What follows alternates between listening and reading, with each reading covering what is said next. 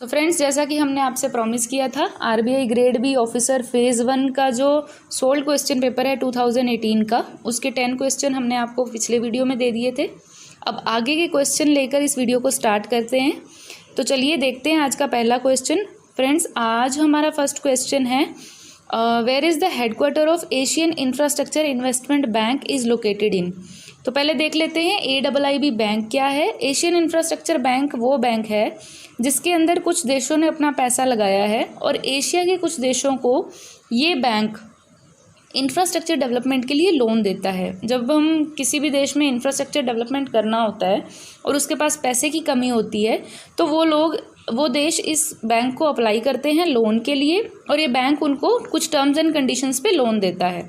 तो इसका headquarter Beijing China में है और AIIB बैंक के मेंबर कंट्री में इंडिया, पाकिस्तान और चाइना जैसे कुछ देश आते हैं। So next question is, which of the following bank is listed as best bank in private sector. तो ये जितने भी ऑप्शन हैं वो सारे के सारे प्राइवेट सेक्टर के हैं। तो प्राइवेट सेक्टर के अंदर जो बेस्ट बैंक इंडिया में लिस्ट किया गया है in 2018, that is HDFC bank, followed by ICICI and Axis bank. HDFC bank जो है मार्केट कैपिटलाइजेशन के बेसिस पे नंबर 1 पे है, उसके बाद Axis bank and then ICICI bank third number पे आता है। सो थर्ड ऑप्शन है, इनमें से किस बैंक ने सोशल पे फॉर NRIs को लॉन्च किया है। सोशल पे जैसा कि हम जानते हैं, अगर इसको रिलेट करें डेली लैंग्वेज में, हम वर्ड यूज़ करते हैं सोशल मीडिया, जिसके अंदर आता है WhatsApp, email, Facebook, Snapchat etcetera. तो इस बैंक ने क्या किया है कि आपको एक ऑप्शन दी है कि जो NRIs लोग इंडिया से बाहर रहते हैं वो अपनी फैमिली को पैसा भेज सकते हैं यूजिंग व्हाट्सअप एंड ईमेल। तो ये फैसिलिटी सबसे पहले किस बैंक ने दी है? इस फैसिलिटी को सोशल पे बोला गया है। ये फैसिलिटी दी है ICICI बैंक ने इंडिया में सबसे पहले। फिर नेक्स्ट क्वेश्चन की तरफ चलते हैं। जून 2018 में रिजर्व बैंक ऑफ इंडिया ने एक फाइनेंशियल लिटरेसी वीक जो है कंडक्ट किया था, जिससे कि लोगों के अंदर बैंकिंग सर्विसेज को यूज़ करने के लिए अवेयरनेस बढ़े और how banking is conducted in India, और कैसे एक आम इंसान बैंकिंग का फ़ायदा उठा सकता है। तो उसके लिए रिजर्व बैंक ऑफ इंडिया ने फाइनेंशियल लिटरेसी वीक कंडक्ट किया था। तो क्वेश्चन ये पूछ रहा है कि इस फाइनेंशियल लिटरेसी वीक की थीम क्या थी एक्चुअल में। तो हमारे पास दिए गए 5 ऑप्शंस हैं, जिसमें से करेक्ट आंसर है कस्टमर प्रोटेक्शन, यानी कि कस्टमर को प्रोटेक्ट किया जा रहा है बाय अ बैंक, वो उन्होंने थीम रख दिया था। तो नेक्स्ट क्वेश्चन है, which of the following section of the negotiable instrument act 1881 was amended to include definition of an electronic cheque and truncated cheque. तो क्वेश्चन ये पूछ रहा है कि नेगोशिएबल इंस्ट्रूमेंट एक्ट 1881 ये एक एक्ट है जिसके अंदर नेगोशिएबल इंस्ट्रूमेंट, जैसे कि कुछ चीज़ें जो हम पैसे की जगह पे यूज़ करते हैं, चेक, ईमेल एट्सेट्रा, सो जो इंस्ट्रूमेंट पैसे की जगह पे यूज़ किए जा सकते हैं नेगोशिएट करने के लिए, ट्रांजैक्शन करने के लिए, उसे नेगोशिएबल इंस्ट्रूमेंट्स कहा जाता है। तो इस एक्ट के अंदर क्वेश्चन ये पूछ रहा है कि इलेक्ट्रॉनिक चेक और ट्रंकेटेड चेक की डेफिनेशन डालने के लिए कौन सा सेक्शन को अमेंड किया गया था। तो इसका करेक्ट आंसर है सेक्शन 6 के अंदर उन्होंने इलेक्ट्रॉनिक चेक और ट्रंकेटेड चेक की डेफिनेशन डाली है। फ्रेंड्स, अगला क्वेश्चन है, the UN micro small and medium size enterprise यानी कि MSME day is celebrated on which of the following dates. Friends, UN MSME day जो होता है वो 27 जून को हर साल सेलिब्रेट किया जाता है। जैसा कि हम जानते हैं कि MSME यानी micro small and medium enterprises किसी भी इकोनॉमी के लिए, मैन्युफैक्चरिंग सेक्टर के लिए एक बहुत ही इम्पोर्टेंट रोल प्ले करते हैं।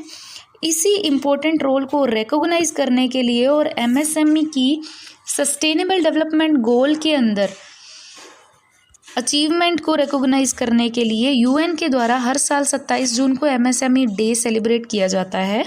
नेक्स्ट क्वेश्चन है, the headquarter of Asian infrastructure investment bank is located in. Friends, इसमें करेक्ट ऑप्शन है Beijing China. AIIB Asian infrastructure investment bank का हेडक्वार्टर चाइना में बीजिंग सिटी के अंदर है। सो फ्रेंड्स, नेक्स्ट क्वेश्चन है, national payment corporation of India was incorporated in year 2005। The organisation was set up in the supervision of तो friends, जैसा कि आप में से बहुत लोगों ने गेस भी कर लिया होगा, इसका करेक्ट आंसर है reserve bank of India. Reserve bank का इंडिया के अंदर एनपीसीआई सेटअप करने का ऑब्जेक्टिव था कि इंडिया के अंदर रिटेल पेमेंट सिस्टम को एनकरेज किया जाए फर्दर। सो अगला क्वेश्चन है, मई 2018 में भारत वर्ल्ड ट्रेड ऑर्गेनाइजेशन के अंदर यूएस को लेके गया था। यूएस को वर्ल्ड ट्रेड ऑर्गेनाइजेशन के डिस्प्यूट सेटलमेंट मैकेनिज्म में लेकर गया था। फ्रेंड्स, डब्ल्यूटीओ का डिस्प्यूट सेटलमेंट मैकेनिज्म वो विंग है जिसके अंदर डब्ल्यूटीओ के कोई 2 मेंबर कंट्रीज़ के अंदर अगर ट्रेड को लेकर कोई झगड़ा हो जाए तो ये डिस्प्यूट सेटलमेंट मैकेनिज्म उस झगड़े को सुलझाने का काम करता है। तो इंडिया का इशू क्या था, इनमें से है कि over the imposition of import duty on out of the which 5 option.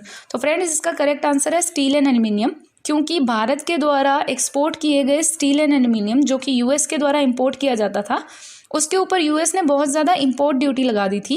जैसा कि हम जानते हैं, इंपोर्ट ड्यूटी किसी भी देश के द्वारा किए जाने वाले आयात के ऊपर लगाया गया टैक्स होता है। तो उससे क्या होता है कि जब भारत यूएस को स्टील एंड एल्यूमिनियम एक्सपोर्ट करेगा, तो क्योंकि यूएस के इंपोर्ट ड्यूटीज़ उसके ऊपर बहुत ज़्यादा लगाए गए हैं, तो यूएस के अंदर भारत के बेचे हुए स्टील एंड एल्यूमिनियम का प्राइस बहुत ज़्यादा बढ़ जाएगा, जिससे कि उसकी सेल कम हो जाएगी और भारत के एक्सपोर्ट कम हो जाएंगे। तो इसी इशू के ऊपर भारत ने dispute settle mechanism of WTO के अंदर यूएस को घसीटा था। फिर नेक्स्ट क्वेश्चन है, commerce ministry approve 15 project for infrastructure under TIES, TIES। तो हमें ये जानना है कि TIE is related to which of the following field. तो टाइज की पहले फुल फॉर्म देख लेते हैं, trade infrastructure for export scheme. तो इसके अंदर जैसा कि हमने फुल फॉर्म देखी तो हमें पता ही चल गया होगा कि TIES is related to export, which is option B.